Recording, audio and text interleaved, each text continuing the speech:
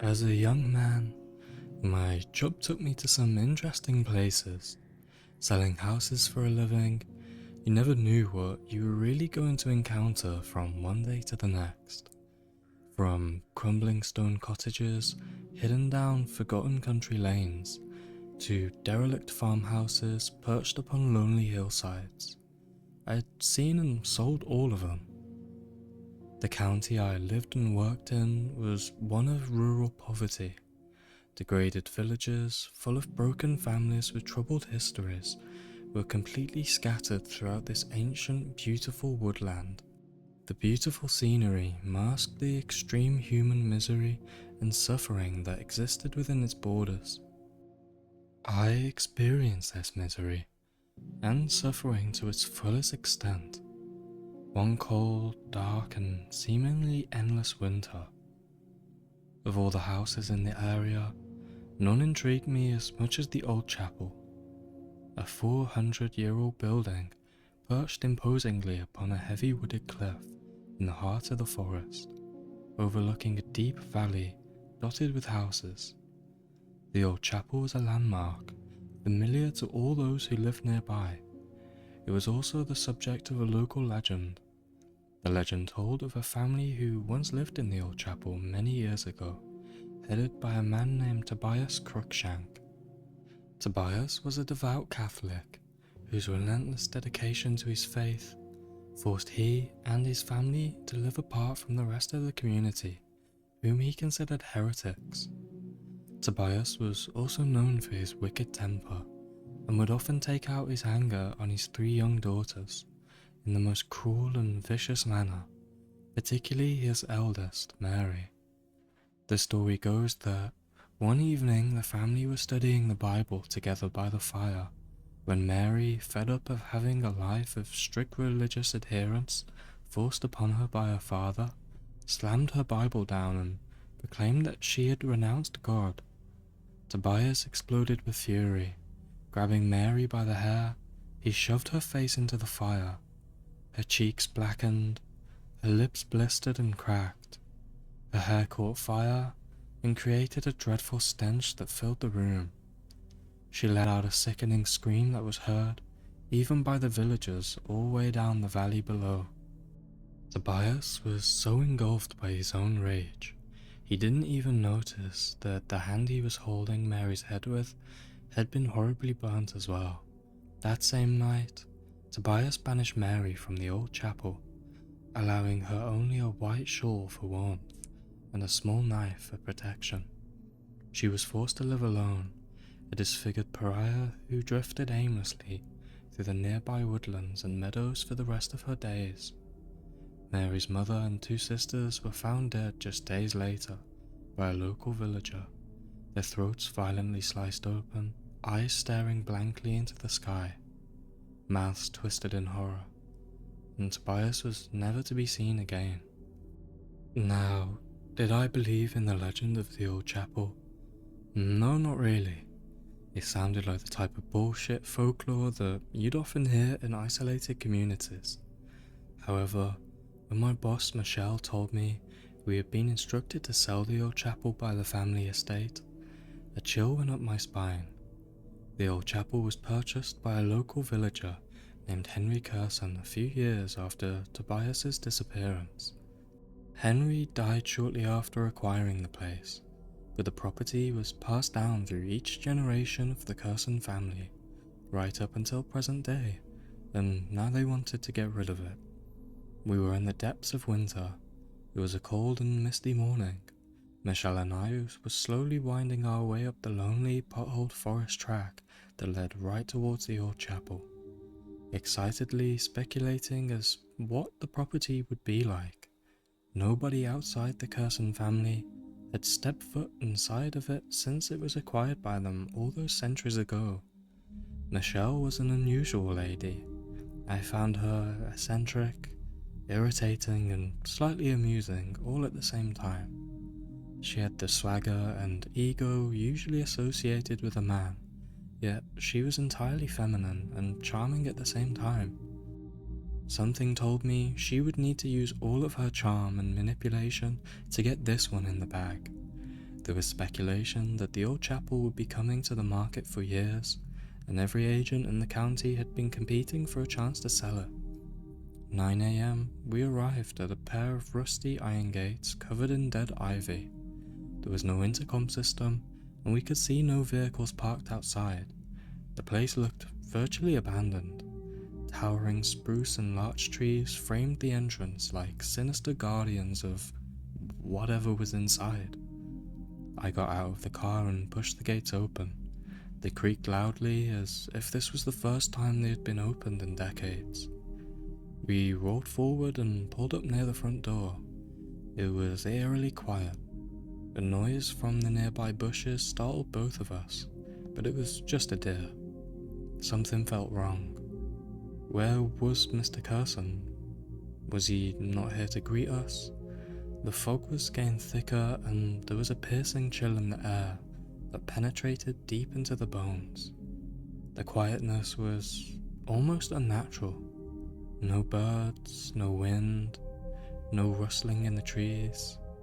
I rang the doorbell and nothing. I rang it again and again. Maybe he wasn't here. Maybe Mr. Curson had forgotten the appointment. We turned around to walk back to the car, and as we did so, we heard the door open behind us. I turned around slowly. The door had been opened only very slightly, and in a thin black gap, we saw a narrow, pale face with the most lifeless and weary eyes I had ever seen, staring at us from the shadows. "Are you from Downey & Co?" he croaked in a strained and unpleasant tone. "Hello, Mr. Curson, my name is—" "You'd better come in," he interrupted before I had a chance to even introduce myself. The first thing I remembered as we stepped into the old chapel was the stench, a toxic mixture of human waste and rotting meat, and something else I simply could not put my finger on. We were led into the kitchen and asked to take a seat. I couldn't take my eyes off of Mr. Curson. He was a sorry-looking character, with dead eyes and a gaunt face that suggested a life of misery and misfortune. He offered us tea, but upon seeing the filthy cups on the sideboard, I politely declined. We sat for a few minutes and discussed what we could offer him in terms of our service. He didn't seem to listen to any of it, and simply sat there staring out of the window, overlooking all the lifeless trees outside, as Michelle did her usual aggressive sales pitch. After a few uncomfortable moments of silence, Mr. Curson came to. "I don't care what you need to do. I don't give a rat's ass and how much it will cost. I want this place sold." Michelle and I looked at each other and nodded. "May we look around the place before we leave, Mr. Curson?" asked Michelle. "Just so we know exactly what we're selling." "You do whatever you please, young lady," he replied in his acidic tone. "But whatever you do, stay out of the goddamn cellar." We walked past the staircase that led down to the cellar upon entering the house, and I had been curious to see what it was like down there. Disappointed we would not get a chance to see it, I began to wonder why Mr. Curson was so adamant that we shouldn't go down there. Was it flooded? Full of junk? Or was there something more sinister in the cellar that he just didn't want us to see? We proceeded to explore the property. The rest of the place was expectedly dark, dank and depressing. Creeping ivy had worked its way across many of the windows, further adding to the gloom. Floorboards were rotting, walls were dripping, and rodents were present in some of the bedrooms. We returned to find Mr. Curson staring out of the same window again, much more intensely this time. "It's a real fixer-upper," said Michelle in her usual patronizing tone. He turned round slowly, blinking his eyes several times as if coming round from a daydream. "It's a god-forsaken shithole, young lady, and your job is simply to get rid of it for me." Michelle wanted to make a phone call to the office, but due to the poor reception, she had to take a step outside and wander down the lane simply to get some signal. I was left alone with Mr. Curson. As soon as Michelle stepped outside, he turned and looked onto me with a frantic and eerie stare. "Do you know what it's like to live here alone for so long, boy?" he croaked. He was quivering at this point, drool coming around from the corner of his mouth, eyes wide with a mixture of fear and exhaustion. "This once was a house of God, a place of love and prayer, and now I curse the day my ancestors decided to buy it." He turned the conversation to Michelle. "Your colleague is an arrogant little cow," he said in a disarmingly calm voice. I was unused to hearing people talk so frankly about my employer. However, I didn't disagree with him. "She had better get this place sold for me, and soon," he continued. "If I have to spend one more winter here, I am scared as to what might become of me." His face was now drooping, tears forming in his eyes, and his voice became quieter. He looked like a scared child. He turned around again and continued to stare out of the window. As we left the house, I felt slightly unwell. The experience had left me with an uncomfortable feeling. I had never met anyone like Mr. Carson before. He was both pathetic and terrifying at the same time, one of God's forgotten creatures. What had happened during his lifetime to make him so utterly disturbed? A week later, the photographs had been taken, the brochures printed, and a convincing, if not slightly misleading, advert placed in the local newspaper. Michelle insisted on doing all of the viewings herself, convinced that only she had the ability to get the old chapel sold. Frankly, this suited me just fine. I would be happy if I never had to step foot in that place again. However, a week later, after the first viewing at the old chapel, Michelle became ill, seriously ill. I suppose I would have to accompany all the viewings after all. A few days after falling ill, Michelle's husband phoned to say she had been admitted to hospital. An undiagnosed illness had rendered her incapacitated. She had lost a lot of weight and was coughing up blood.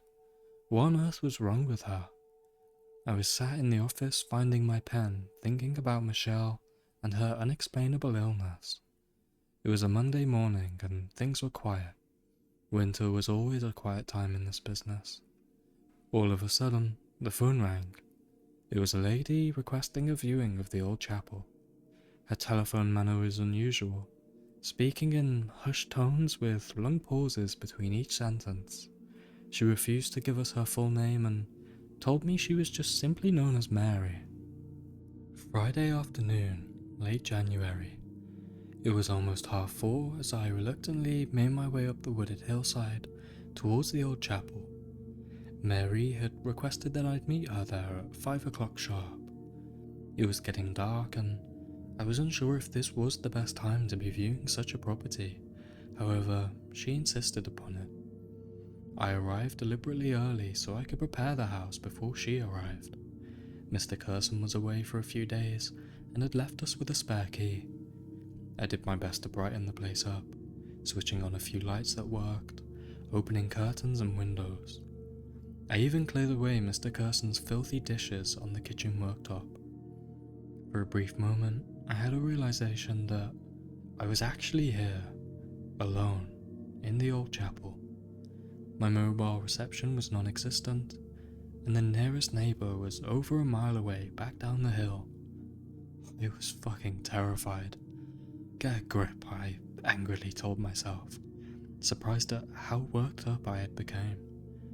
The viewer would be here soon. It was raining heavily outside now.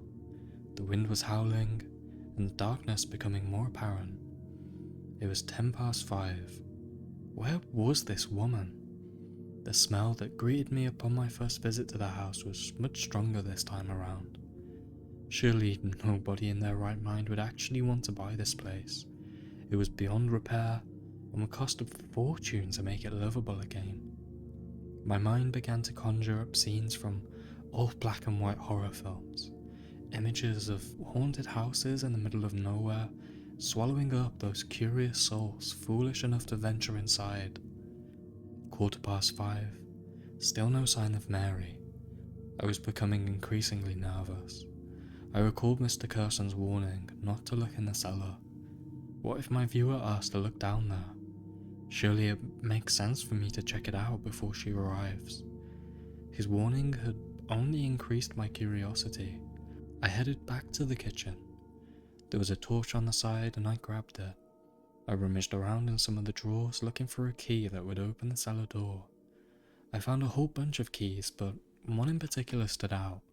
A rusty, ancient-looking thing in cobwebs, hidden in the corner. Obviously, it hadn't been used in many years. I grabbed it and made my way down the steps towards the cellar. The staircase to the cellar was made out of ancient oak. It was in poor condition and covered in what looked like stains. Stains from what? I couldn't tell. At the bottom of the stairs, a crucifix was nailed right above the cellar door, slightly askew. A Jesus figure hung upon it, but his face was missing. My palms were clammy, my stomach in knots. I stood still for a moment, listening out for the sound of my viewer arriving. Maybe the sound of a car pulling up outside, or a knock on the door. But nothing. I placed the key in the lock and turned it. It stuck immediately, and took a great deal of force to get it to turn all the way. I pushed the door open. A rush of cold, stale air wafted out from the gloom below, swiftly followed by the now familiar smell of rotten meat and feces. What on earth was down there? I became almost trance-like as I blindly proceeded into the cellar. My head was telling me not to go any further, but my body, now numb and detached with fear, pushed me onwards. My torch flickered and died. Water was at my ankles. The faint light from upstairs had faded into nothing as I proceeded deeper into the cellar. I stopped for a moment. Silence. Pure silence. There was just too much to bear. I had to get out of here. My mind and body joined forces again, and I shook myself back into a state of alertness. By now, I was deep in the bowels of this huge cavernous cellar. Dark was all around and I was trembling. I felt a chill envelop my whole body.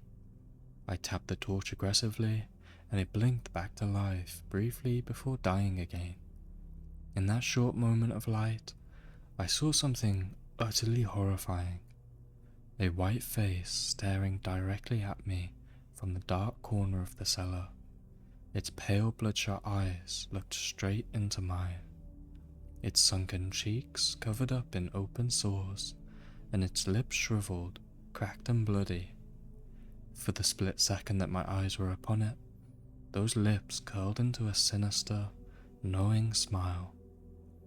Did I really just see this? Or was it my panicked mind playing tricks on me?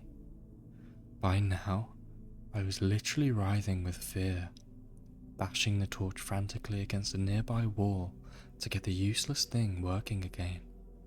And then I heard it. A faint sound at first, similar to a cat meowing or a dog whimpering in its sleep. As the noise became louder, I realized it was being made by a person, and it was coming towards me. I shook and bashed the torch violently. After several strikes against the wall, the torch flickered back to life. I raised it in front of me. There was nothing there. The sound had stopped. I breathed a sigh of relief, squinting hard into the blackness, pointing my torch into every corner of the cellar. I wanted to make sure there was definitely nothing there. After a few moments, I managed to muster up the courage to move back towards the door. I found it closed. Someone had locked it from the outside. I panicked. What the hell was going on? Who had locked the door? Was it my viewer, Mary, playing a cruel prank on me? Surely not. I banged hard on it. I screamed and shouted, kicking and punching the door. I was so utterly insane with fear and frustration. I started bashing myself in the head with my fist, and punching the walls. I was completely frantic. After a few minutes, I stopped and slumped down against the door, feeling defeated. What the hell was I going to do? Staring deep into the empty black space before me, my mind drifted back to the horrible, sinister face I had just glimpsed at moments before. Then the noise started again. I heard it much more clearly this time. It was the sound of a young girl, humming something that sounded like a hymn. Thy body slain, sweet Jesus, thine and bathed in its own blood, while all exposed to wrath divine, the glorious suffered stood. The singing was horrible. The words sounded full of malice. I did not wait for this noise to get closer, and with my back to the wall, slowly inched my way along it, hoping to find another way out. Something splashed in the grimy water several meters in front of me. I pointed my torch in the direction of the sound. This time, I was under no illusion. I saw the face again. It was the face of a young girl, yet it looked worn and weathered. It was partially covered in a white shawl. The sinister smile had transformed into an intense look of pure hatred, those pale blue eyes piercing mine. All of a sudden, the figure dashed towards me. I realized it had a small but sharp-looking knife in its left hand. My guts churned as this horrible ghoulish figure lunged towards me, its eyes still fixed upon mine. I leapt forward and sprinted into the darkness, frantically pointing my torch in every direction, hoping to discover another exit from this dank hole. Suddenly, the light from the torch revealed something that caught my eye. Did I really just see another door? I stopped running, turned around, and scrambled towards what I desperately hoped would be my escape. I could still hear the ghost-like figure splashing in the water behind me as it got closer and closer. I raised the torch, which was thankfully still working at this point. Sure enough, in front of me was a pair of wooden double doors up a short flight of stone steps. I sprinted up them and rattled the doors by the handles. At first they stuck. I glanced behind me to see the figure approaching. It looked almost as if it were drifting above the ground, the knife now raised and pointing towards me. I used all my strength, and with a hard, adrenaline-fueled kick, I managed to get the doors open. Lurching out into the pelting rain, I glanced behind me for just a second. Those eyes were there, staring at me from the dark cellar. The creature was focused and intent, drifting up those cold stone steps towards me. I stopped briefly to catch my breath, and just as I was about to start running again, I realized that this being, which had seemed so intent on killing me, had stopped. It was stood there at the top of the steps, completely still, its legs still inside the cellar, its head poking out through the doors. Those eyes, greyer than a winter forest, were now fixed upon mine. We stood and just gazed at each other for what seemed like an eternity. Then, all of a sudden, it tilted its head in an unnatural jerking motion, almost like a dog would when confused. Its eyes still fixed upon mine. It slipped slowly back into the murky cellar below. Everything was still. The moon had pierced the clouds. The rain had faded into a faint mist, and I breathed a sigh of relief. In my dazed state, I completely forgot about my car and lunged into the gloomy woods that bordered the old chapel. The next 20 minutes, I spent running aimlessly down the hill, surrounded by crooked ancient oaks that had taken on a sinister form in the black confusion of the night. My mind was swimming with images of what I had just seen and thoughts of what might have become of me. It was a torturous 20 minutes. Every creaking tree, whooping owl or snorting boar in the bushes filled me with fresh dread. Eventually, I ended up at a road that led straight through the nearest village.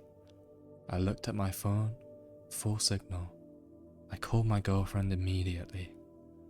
I left the old chapel behind, knowing that the wretched wraith-like girl who hunted me in the dark cellar was still up there. After the events of that haunting winter night, I decided to take 2 weeks off. I spent time at home recovering from the experience. Usually during my time off work, I would go for walks in the woods with my girlfriend and our dog, but now I was determined never to go back to the woods again. By the end of the 2 weeks, I was feeling a little better. I decided that I could go back to work, but I would absolutely not return to the old chapel. My colleague Leon had been holding the fort whilst I was away. Michelle was still unwell and in the hospital, deteriorating further. It was my first day back in the office when Michelle's husband came in to collect all of her possessions. He looked exhausted and grim. "How's she doing?" I asked meekly, knowing full well what the answer would be. He looked at me wearily, his eyes heavy and dull. "She hasn't got long. Her body is shut down, and there's nothing left in her," he muttered. Michelle was dying. I was surprised at how sad I felt, considering what a complete pain in the arse she could be. We weren't friends, yet we had a connection based on the demanding and unique job that we did. An estate agent's only real friend is another estate agent. I had to go and see her. I arrived at the hospital early the next morning. I wanted to get there before the office opened. It was 7:30 and the ward was quiet. I was led to Michelle's room by an old, fat, miserable nurse. I was glad I wasn't being looked after by her. Michelle's room was dark. I walked in and shut the door behind me. The curtains were closed, and there was a stale odour in the air. A bed was tucked up in the corner, a shriveled, hairless old woman in it, looking closer to a corpse than a living, breathing human being. I approached the bed, a lump in my throat and a knot in my gut. Michelle?" I stuttered. The lady in the bed slowly turned around. Her skin was saggy and loose. There was no muscle left beneath it. The bones in her face were harshly visible, and her hair had almost completely gone. Only a few messy strands remained, knotted and plastered against her face. Her skin was white, lumpy and split. She smelled bad. With some effort, she limply lifted her arm and beckoned me towards her. I leaned down so I could hear her. Did you see her?" she strained. I went cold. "See who?" I responded. She lunged forward and grabbed me by the collar, pulling me right down towards her face. Her eyes were wide with terror. "You saw her, the girl." She was crying at this point. "Did she touch you?" she whimpered. I had just finished my viewing. I was switching off the lights when I saw her. I ran. She scratched my face with her nails as I ran out the door. "No, she didn't touch me," I replied, not wanting to disclose the extent of the horrific experience I had gone through. I held Michelle's hand for a few seconds, and as I let go and turned to leave, she gasped a deep, erratic breath. And that would be her last. Back in the office later that day, I was emotionally spent.